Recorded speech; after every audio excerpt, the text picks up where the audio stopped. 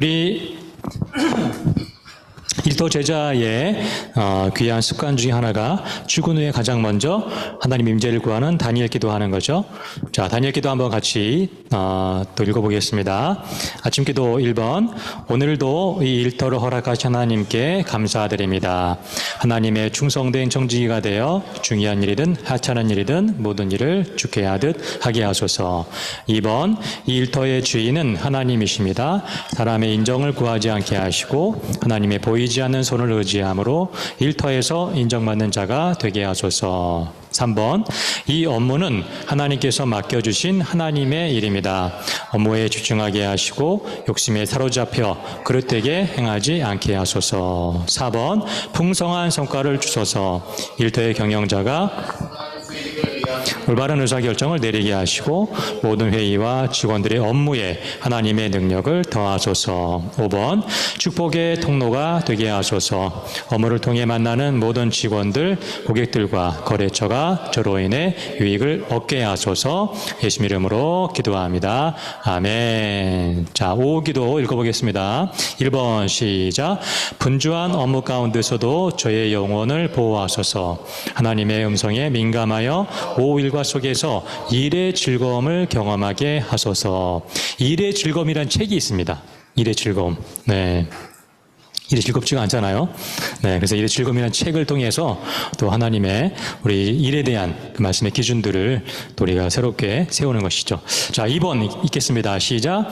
예수 그리스도의 섬김과 희생을 담게 하소서. 그리하여 저의 삶의 모습과 업무의 성과가 다른 직원들에게 모델이 되어 평화의 도구가 되게 하소서. 3번. 일터에서 우선순위를 분별하게 하소서. 한정된 시간과 많은 일들 가운데 하나님께서 맡기신 시간을 효율적으로 사용하게 하소서. 4번. 일터에서 구별된 삶을 살게 하소서. 세속적 가치관과 문화 속에서도 다니엘과 같이 하나님의 뜻대로 살아가는 지혜와 용기를 주소서. 5번. 업무로 지쳐있는 저와 동료에게 새 힘을 주소서. 오후 업무에서도 성과를 거둘 수 있는 지혜와 능력을 더하여 주소서. 예수님 이름으로 기도합니다. 아멘. 자, 하루 마무리하는 저녁 기도입니다. 1번 시작. 오늘 하루의 삶 속에서 하나님께서 저와 함께하여 주심에 감사드립니다. 2번. 제가 감당한 모든 일이 하나님께 영광이 되게 하시고 일터에 유익이 되게 하소서. 3번. 잘못 결정한 일이 있다면 깨닫게 하여 주셔서 바로 잡을 수 있는 은혜를 베풀어 주소서. 4번. 육체의 피로를 완화시켜 주시고 퇴근의 시간이 영혼의 안식이 있는 시간 되게 하소서. 5번. 퇴근 후에 건강한 가정을 세우는 하나님의 청지기로 일터에 쏟은 열정만큼 충실하게 하소서. 예수님 이름으로 기도합니다. 아멘.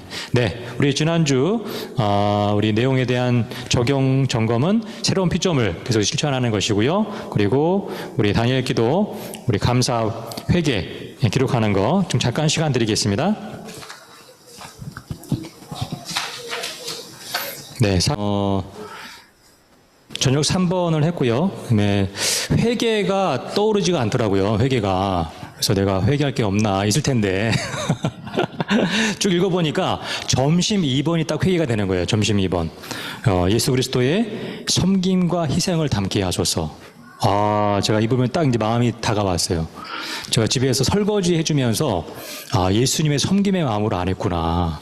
네. 그래서 내 마음이 언제까지 해줘야 되나 이런 마음으로 네, 예수님의 마음이 아니었구나. 그게 딱 걸렸습니다. 그래서 여러분, 예수님이 제자들을, 당신의 백성들을 어떻게 사랑해 주셨죠? 네, 끝까지 사랑하시니라. 끝까지 사랑하시라. 그렇죠? 이런 예수님의 이 사랑과 섬김을 우리가 배운다면 우리의 관계들이 참 이렇게 회복되고 또 사랑으로 가득 차겠죠. 근데 자꾸 내가 이제 할 수 있을 만큼 하겠다. 네, 이 정도도 뭐 충분히 잘한 것이다 라고 생각할 때에 그걸 넘어서게 되면 선을 넘으면은 또 이제 갈등이 생기지 않습니까? 네, 우리 예수님의 그 마음과 섬김과 희생으로 우리가 또 이렇게 주위의 가족들과 또 이웃들을 사랑해야 되겠다. 이런 회개의 마음을 나눠보았습니다. 저만 그런 거 아니죠? 자, 오늘 내용 나가겠습니다. 오늘 돈에 대해서 살펴보겠습니다. 자, 오늘 굉장히 흥미로운 주제인데요. 간략하게 핵심적인 내용을 살펴보고 가겠습니다. 자, 돈에 대해서 보겠는데요. 여러분, 먼저 이거 보시면, 이런 말이 있습니다. 돈은 시체에도 벌떡 일어나게 한다. 그죠? 그리고 묻지도 말고 말하지도 말아라. 돈에 대해서. 교회에서 하는 말이죠. 괜히 돈 얘기하면은 신앙이 없는 것 같고, 네, 그렇게 생각하는 말이고요. 하지만 이 돈에 대해서 우리가, 우리의 신앙과 인격을 정확하게 보여주는 리트머스다. 돈 관리를 어떻게 하는가가. 돈을 어떻게 벌고 어떻게 쓰는가.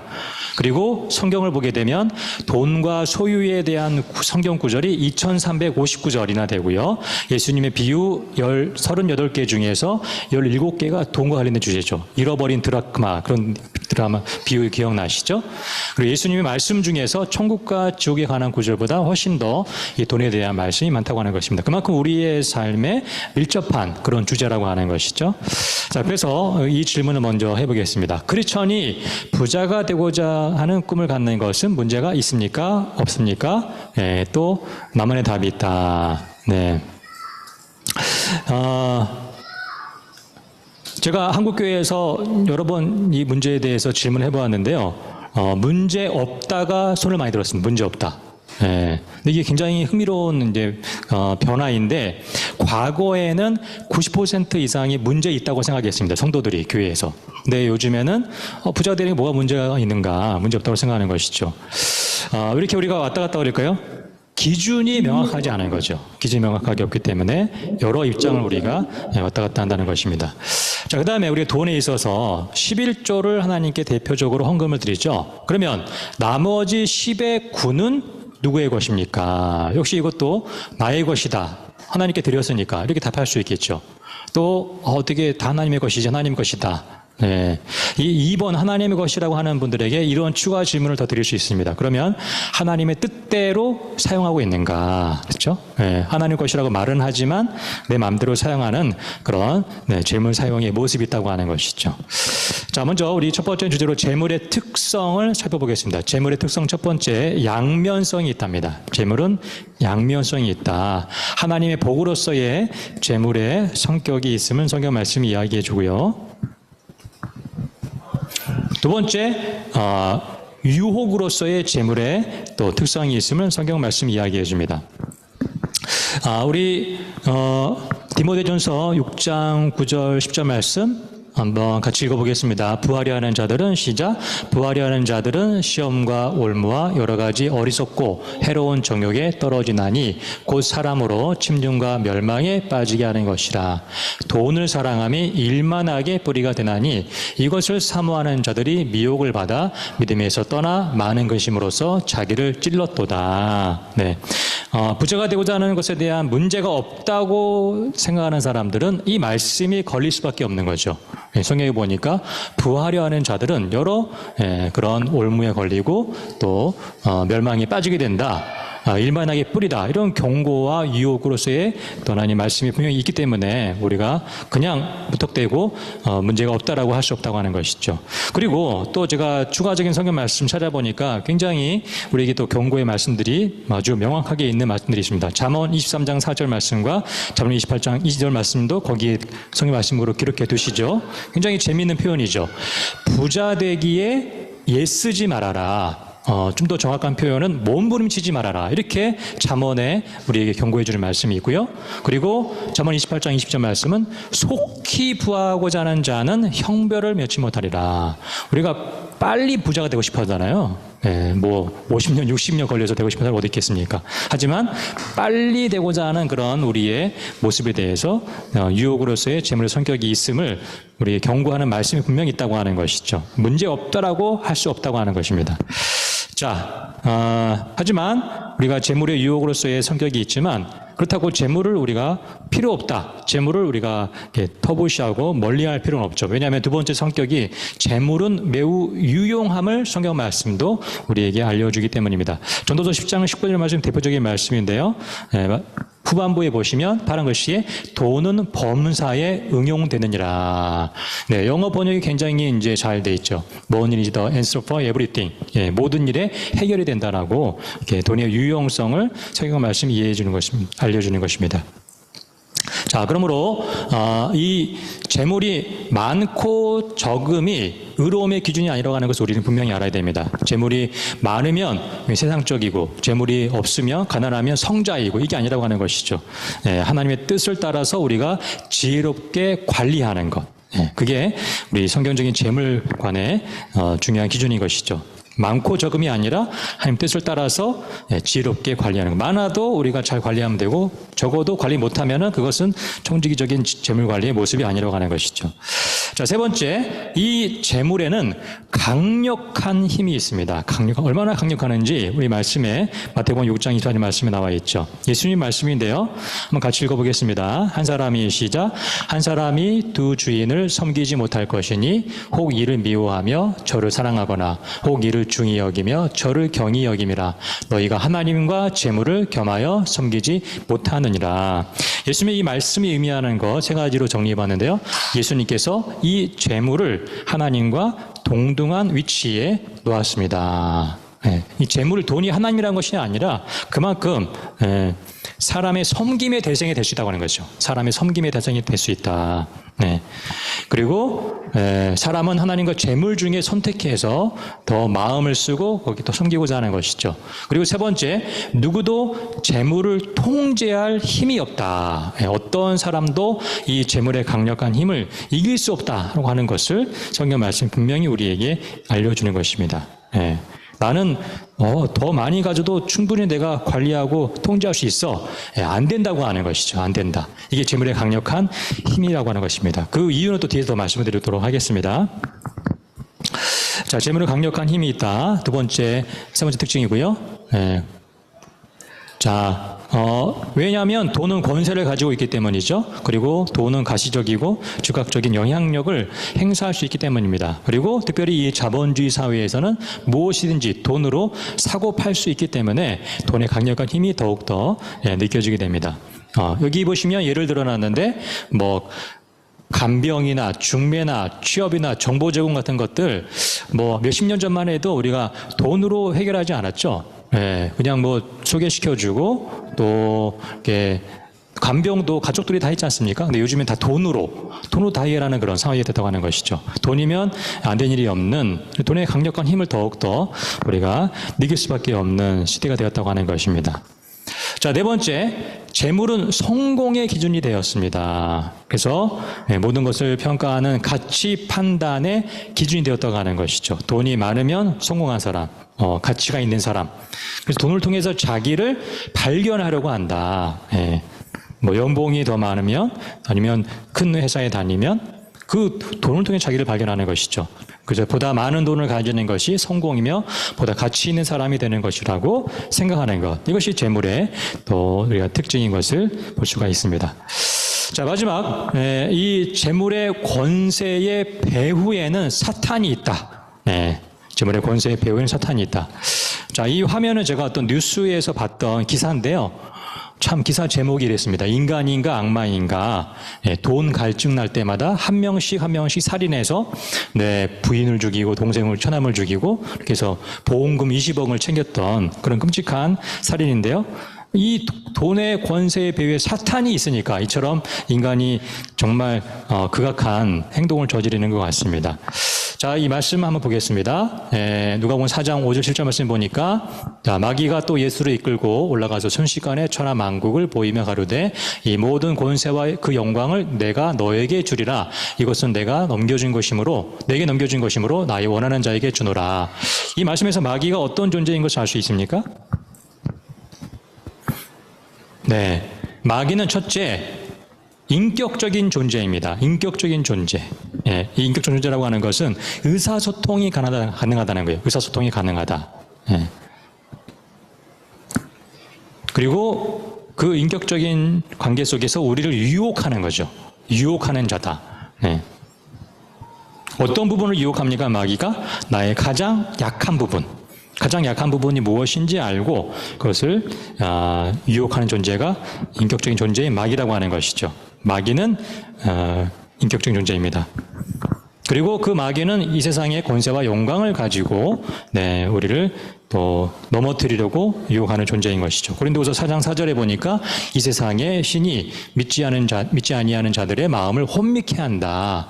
또 예수님의 영광의 복음의 광채가 비치지 못하게 한다. 그런 말씀이 나와 있고, 또 심지어 예수님의 제자들도 감당할 수 없는 존재라고 하는 것을 예수님이 경고해 주셨죠. 내가 너희 제자들을 보냄이 마치 어린 양을 이리떼 가운데 보낸 것 같다. 이길 수 없다고 하는 것이죠.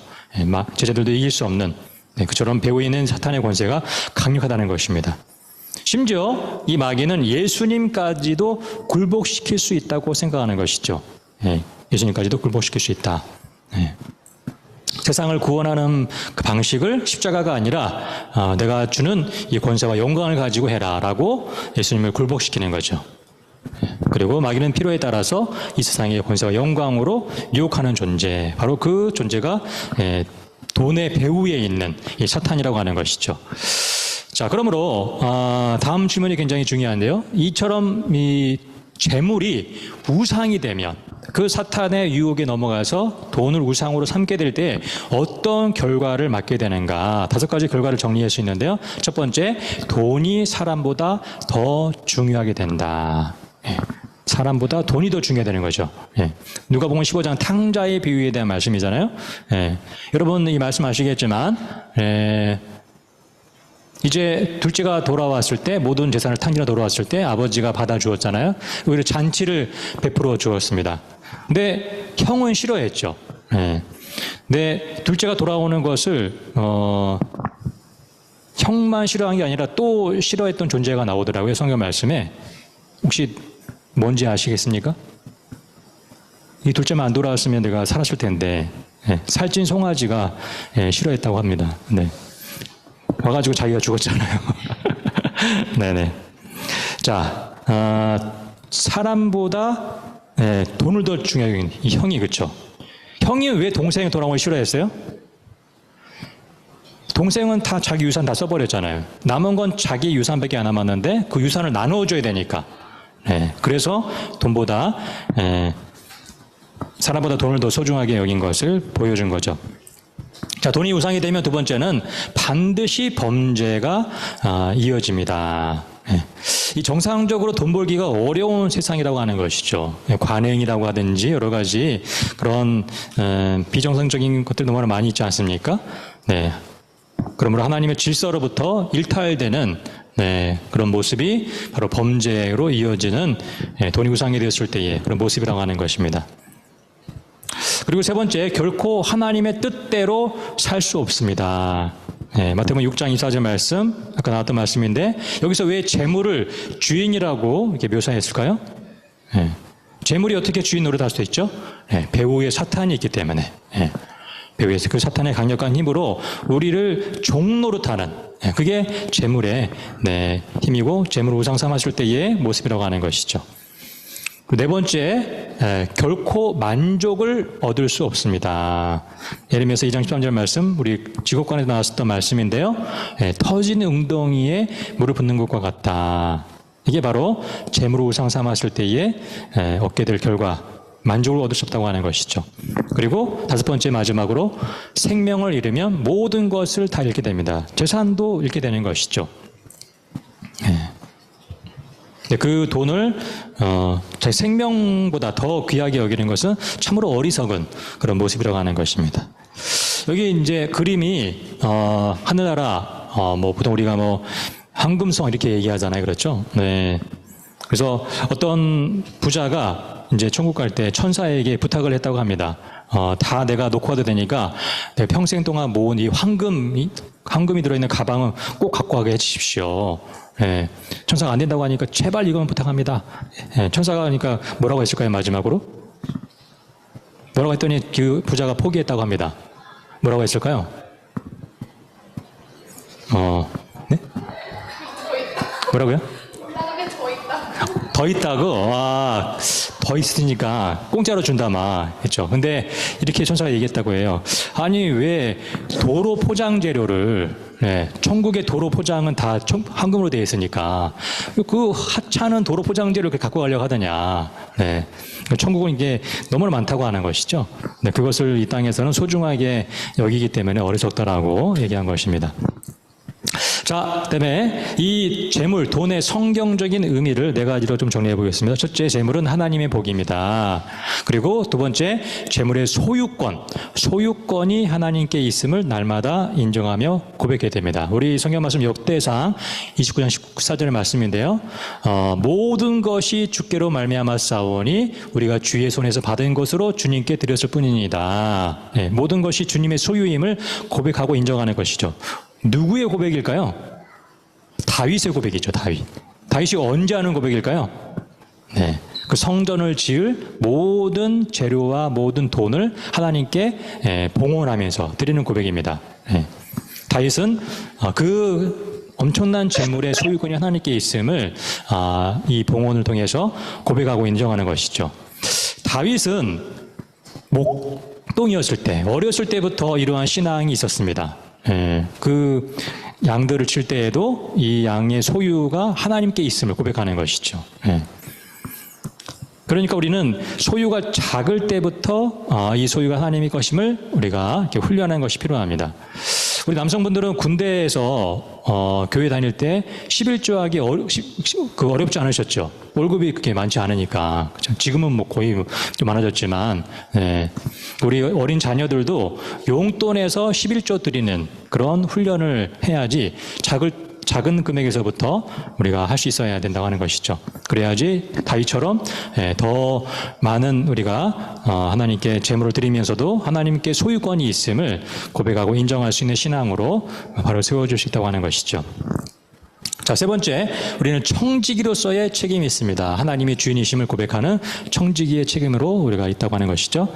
자, 중요한 것은 4번입니다. 우리는 재물에 자족할 줄 알아야 됩니다. 자족할 줄 알아야 됩니다. 우리 빌립보서 4장 11절 12절 말씀인데요. 한번 같이 읽어보겠습니다. 자, 내가 궁핍함으로 시작. 내가 궁핍함으로 말하는 것이 아니라 어떠한 형편이든지 내가 자족하기를 배웠노니 내가 비천에 처할 줄도 알고 풍부에 처할 줄도 알아. 모든 일에 배부르며 배고픔과 풍부와 궁핍에도 일체의 비결을 배워노라. 파란 글씨로 제가 2번 칠해놨죠. 뭐가 중요합니까? 배웠다. 뭘 배웠다는 거예요? 자족을 배웠다는 것이죠. 사도 바울은 이 풍부할 때나 또 빈곤에 처할 때나 그 가운데 풍부에 처할 때는 내가 교만하지 않고 궁핍에 처할 때는 비굴하지 않는 쭈그러들지 않는 그런 자족의 비결을 누구에게 배웠을까요? 누구에게? 그게 바로 빌립보서 4장 13절 마지막 말씀이에요. 내게 능력 주시는 자 안에서 내가 모든 것을 자족할 수 있느니라. 이게 문맥에 따르면은 내가 모든 것을 다 할 수 있다. 그럼 만사 오케이 그게 아니라 모든 형편 가운데 자족할 수 있다. 내게 능력 주시는 자 누구시죠? 예수 그리스도 안에서. 그러므로 이 자족의 능력은, 자, 이걸 정리하겠습니다. 굉장히 중요한 내용이에요. 자족은 스스로 깨우치는 것이 아니라 예수 그리스도께 배워야 되는 것입니다. 자족은 스스로 깨우치는 것이 아니라 예수 그리스도께 배우는 것이다. 우리가 얼마나 약합니까? 좀만 있으면 굉장히 교만해지고, 그렇죠? 그리고 조금 없어지면 굉장히 우리가 위축되고 그러잖아요. 그렇죠? 그러나 우리가 예수 그리스도의 능력 안에서 어떤 형편이든지 자족할 수 있는 일체의 비결을 배웠다라고 하는 사도 바울의 이 재물에 대한 신앙을 우리도 바로 세워야 되겠습니다. 자, 이제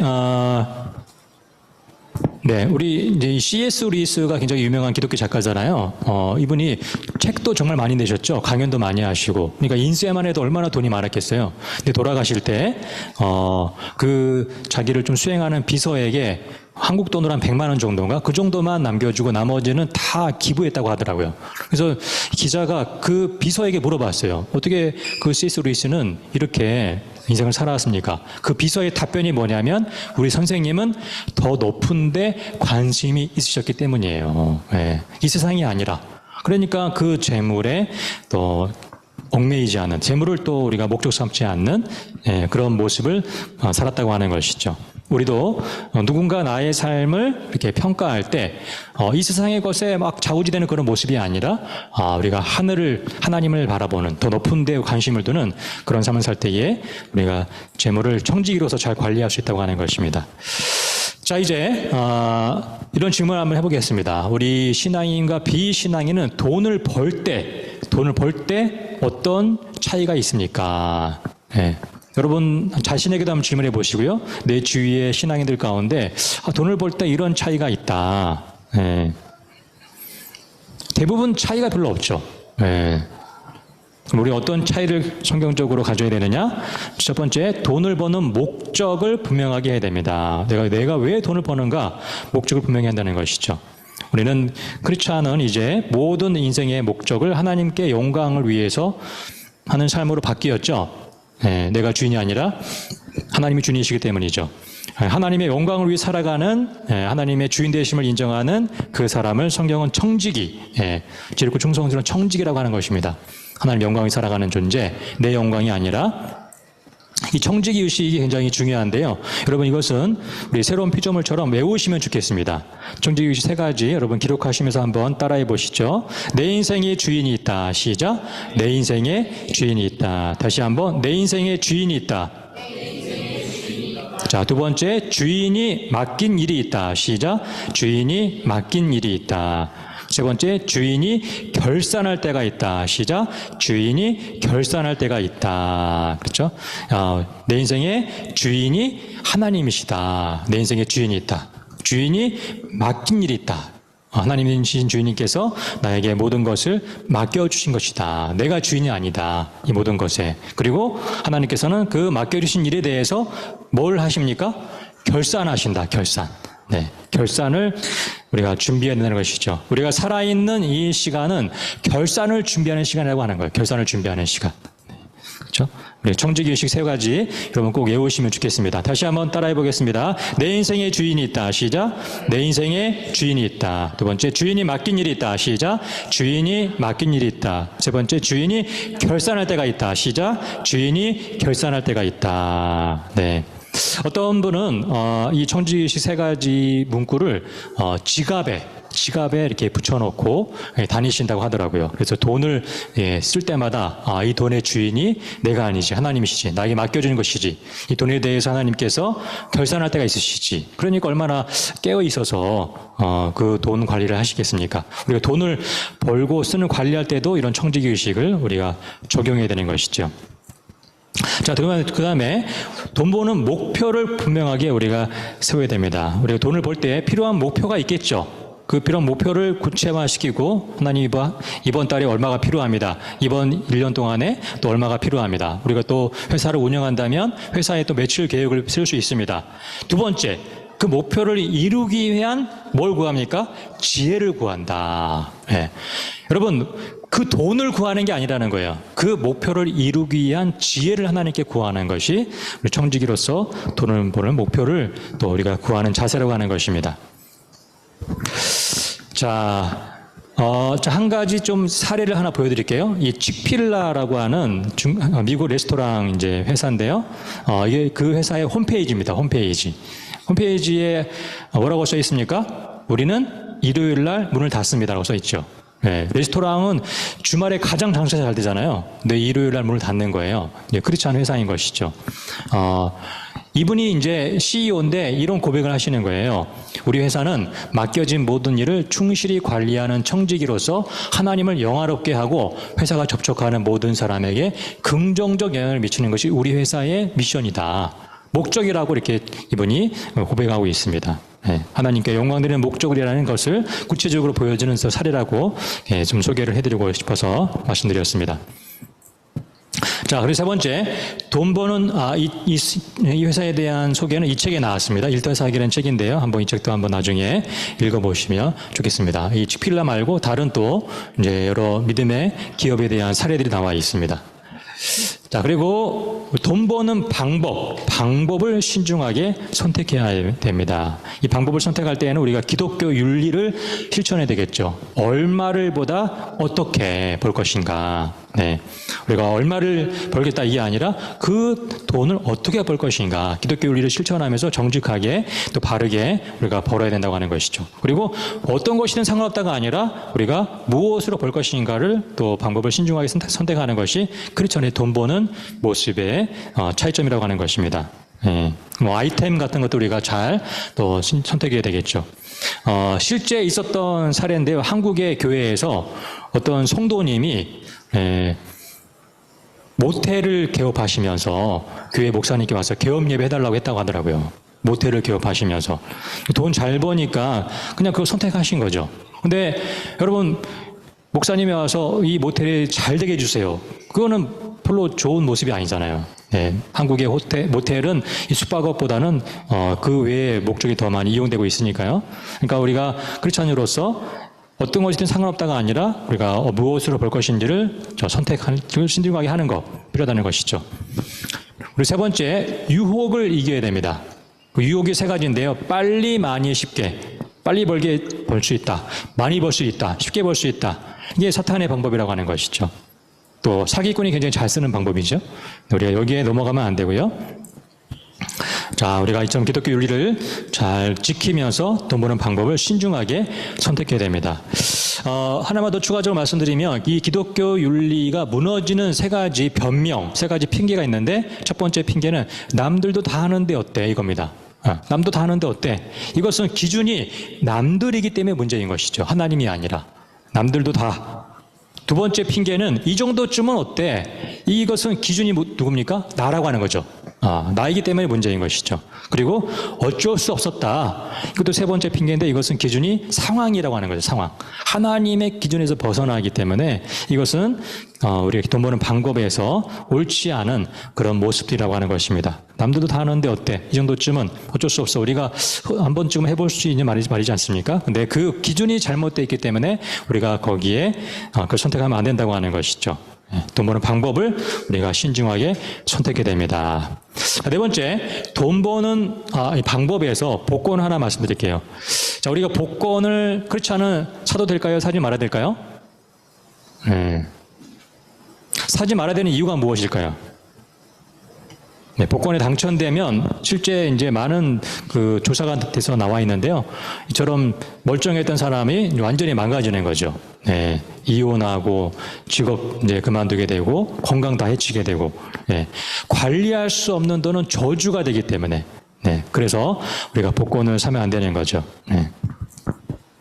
자, 그 다음에 돈 버는 과정에서도 주님께 의뢰해야 됩니다. 우리가 하나님께 의뢰함으로 하나님과 동행하는 그런 또 하나님 도우시는 손길을 경험하는 그런 모습이 필요하죠.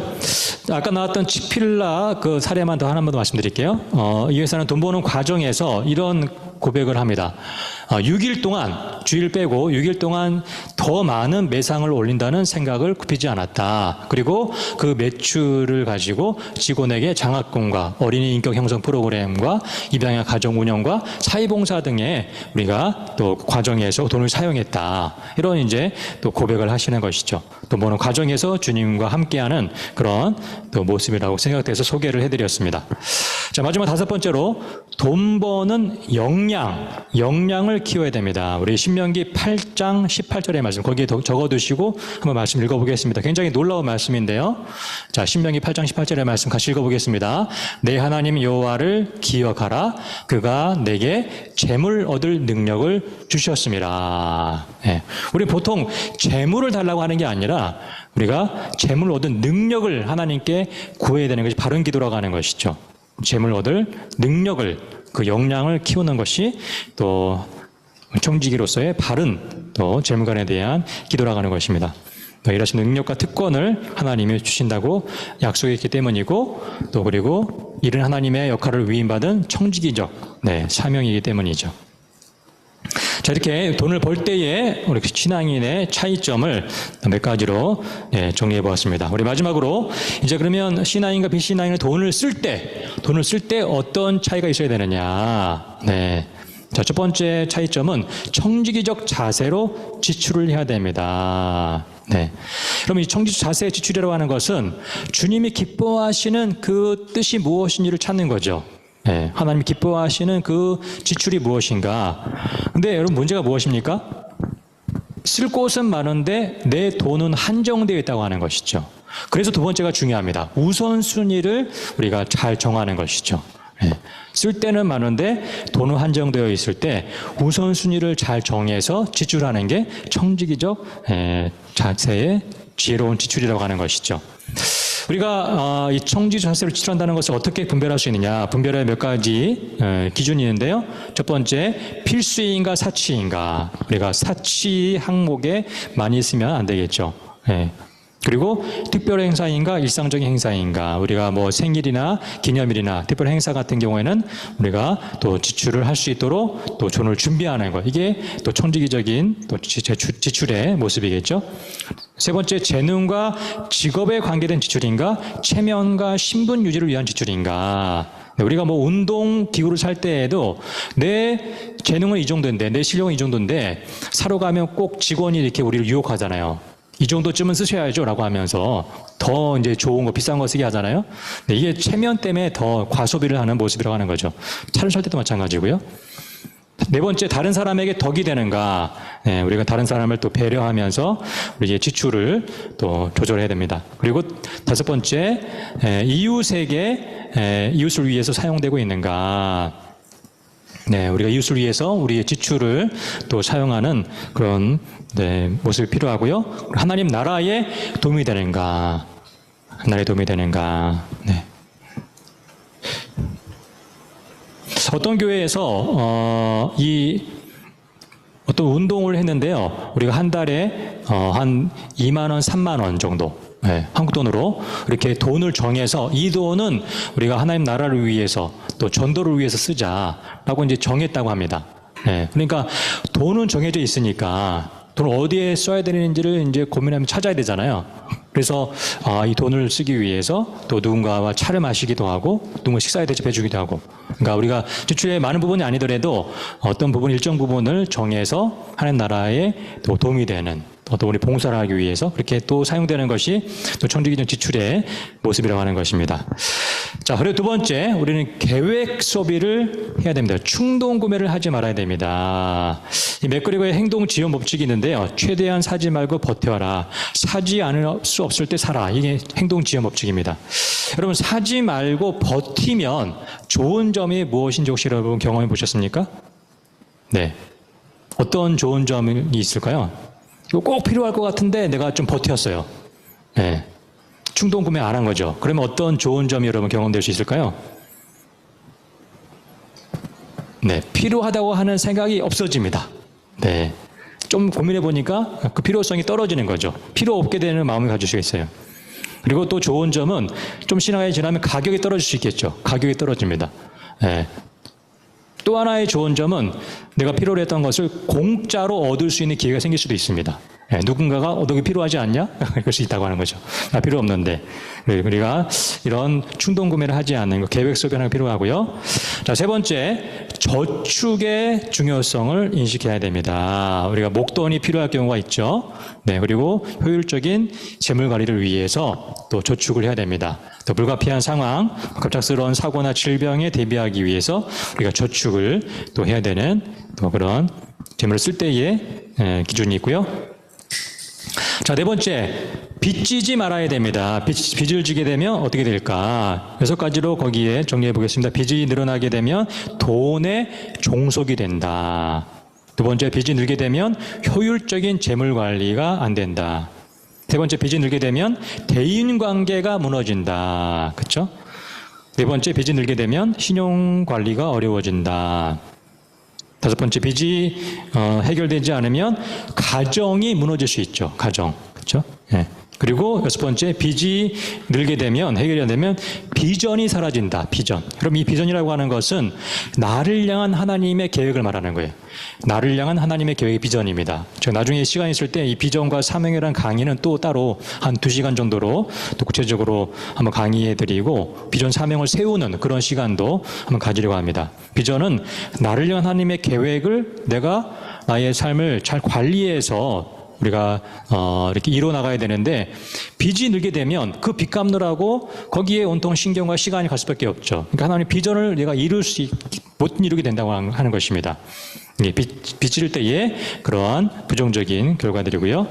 자, 다섯 번째, 지출을 할 때 좋은 습관을 가져야 됩니다. 우리 지출이 좋은 습관에 있어서 여러분 제가 이 세 가지 단순한 원칙이라는 책을 한번 봤는데요. 굉장히 얇은 책입니다. 지금도 구매할 수 있으니까 한번 읽어보시기 바랍니다. 여기서 지출의 세 가지 원칙을 얘기해 주는데요. 첫 번째는 그것을 살 수 있는 현금이 있는가. 네, 카드로 빚내서 하지 말라고 하는 것이죠. 지출할 때. 두 번째, 내가 지금 쓰는 돈이 미래의 다른 목적으로 필요한 것은 없는가. 네, 더 중요한 목적을 위해서 이 돈을 지금 쓰지 말아야 되는가. 그걸 고민해 보라고 하는 것입니다. 그리고 세 번째, 이 물건을 지금 사야 할 것인가 아니면 구입하고 싶은 물건을 위해서 지금부터 돈을 저축할 것인가. 네. 저도 이제 이 재물관에 대한 내용을 훈련받고 책을 읽고 도움을 얻으면서 제가 실천했던 것 중에 하나가 뭐냐면 노트북 구매 통장을 만든 거였어요. 네. 당장 내가 카드로 10개월 할부로 산 게 아니라 지금 저축해서 모아서 나중에 좀 참았다가 지금 약간 좀 성능이 안 좋아도 참았다가 나중에 현금으로 사자. 네. 아니면 현금을 좀 더 많이 해서 사는 것이죠. 그러니까 우리가 저축해서 사는 습관도 좀 좋은 습관이고요. 그리고 네 번째, 이 물건이 내가 갖기 원하는 목록 중에 가장 긴급한 것인가. 네. 이런 내가 구매하고자 하는 목록 등을 한번 미리 또 생각해 보는 것도 필요합니다. 좋은 습관에 있어서 이 네 가지 원칙을 한번 참고해 보시기 바라고 책도 한번 나중에 읽어 보시기 바랍니다.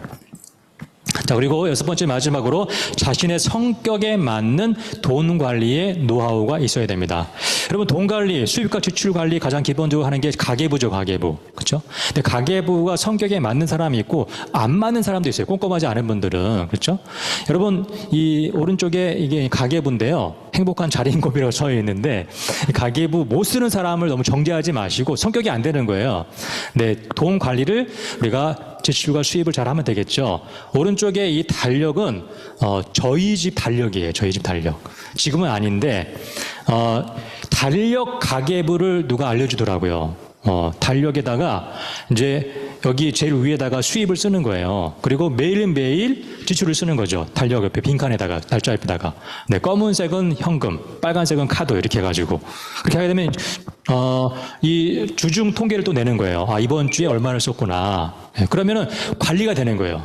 우리가 수입에서 얼마 썼으니까 좀 아껴야 되겠다. 이런 식으로 관리가 되는 거죠. 우리가 수입 지출을 관리하는 노하우를 성격에 맞게 하시면 되겠습니다. 자, 여러분, 좀 책을 소개해 드릴게요. 돈 걱정 없는 우리 집이란 책인데요. 굉장히 은혜롭습니다. 빚을 지거나 아니면 파산하거나 이렇게 해서 돈 걱정이 가득한 그런 집이 어떻게 또 재정이 잘 회복되었는가. 실제 이 크리스천 재정 컨설턴트 하시는 분이 여러 사례를 가지고 쓰신 책이에요. 한번 꼭 읽어보시기 바랍니다. 두 번째 책은 신학교 교수님이신데 깨끗한 부자 가난한 성자라는 책이에요. 이 책은 성경적 기준을 굉장히 성도들이 이해하기 쉽게 교회에서 설교한 내용을 이렇게 책으로 쓰였어요. 이 책도 읽어보시면 좋겠습니다. 깨끗한 부자, 가난한 성자. 그리고 앞에서 소개해드렸던 세 가지 단순한 원칙, 우리 지출의 그런 원칙들 한번 생각해 보시고요. 하나님 돈을 어떻게 쓸까요? 이 책도 성경적 재물관에 있어서 여러분 참고도서로 좀 소개해 드립니다. 네.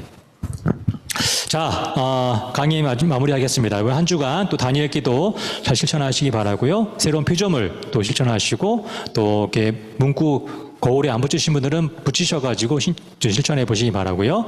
그리고 기도 제목 우리 기록하고요. 그리고 여러분 이제 오늘까지 4주차 했으니까 2번 남았습니다.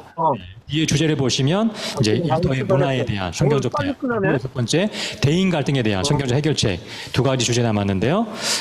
우리 수료 조건은 4번 인사 참석하신 분이 수료자입니다. 그래서 우리 이제 2주 뒤에 종강하고 그다음에 우리 6월달 3주차에 그때 수료식을 주일날 할 거예요. 주일날 아침에. 예, 그때 우리 수료자 대표로 또 수료 소감도 얘기해 주시면 좋겠습니다.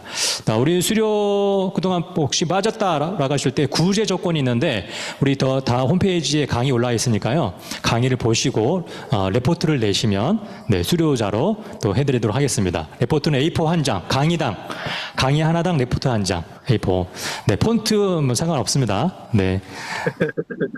그럼 강의를 들어보시라는 거예요. 들어보시라는 거죠. 자, 그렇게 해서 우리 남은 2주간 또 잘 참여하시고요. 또 이런 주제에 대해서 또 같이 들어와야 될 분이라고 생각되시면 또 같이 또 우리 권면에서 참여해 주시면 좋겠습니다. 네, 굉장히 또 일터의 그런 술문화 아니면 어떤 그런 제사문화, 고사문화 같은 것들에 성경적 기준을 바로 세울 수 있는 굉장히 좋은 내용들이고요.